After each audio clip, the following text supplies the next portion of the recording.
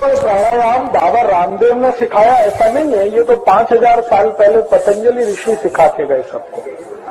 नहीं, मैं दूसरी बात, आपने जो बात है वो ठीक से समझी नहीं। बाबा रामदेव जब पूना आते हैं ना तो 1 कोटि रुपए लेके जाते हैं। मैं आपको दूसरी बात बताता हूँ, पतंजलि ऋषि ने ये ज्ञान फोकट में दिया था, किसी से पैसा नहीं लिया था। नहीं, ऐसा नहीं है, ज्ञान तो फोकट में ही देना चाहिए। कि ज्ञान को बेचना शुरू कर दिया तो उसकी कीमत थोड़े दिन में खत्म हो जाती है।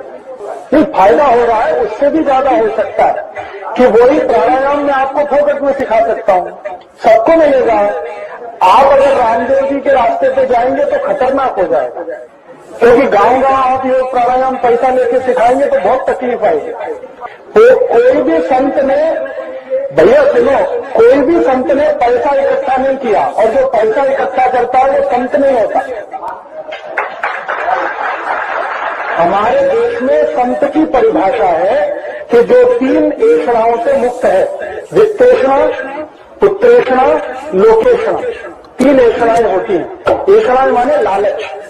पुत्र का लालच जिसको है वो संत नहीं है, पैसे का लालच जिसको है वो भी संत नहीं है, और नाम सम्मान मिले उसका लालच है, वो तो बहुत ही खतरनाक है, वो बिल्कुल संत नहीं है।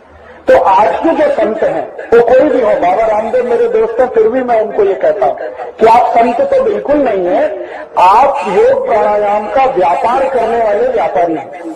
जिस दिन आप निःशुल्क शिविर लेंगे उस दिन हम कहेंगे कि आप संत हैं, क्योंकि आपने जिस गुरु से सीखा उसने कोई शुल्क नहीं लिया, तो आप कैसे शुल्क ले रहे हैं किसी ज्ञान के लिए? ये तो ज्ञान को बेचना हुआ, और ये तो अंग्रेजों से भी ज्यादा खतरनाक है। भारत में कोई भी संत को पैसा लेना ये बहुत बड़ा पाप है। संत के लिए तो है कि पैसे को छूना भी नहीं, क्योंकि उससे ऐषणा पैदा होती है, लालच। और उनका लालच पता है कितना बड़ा है?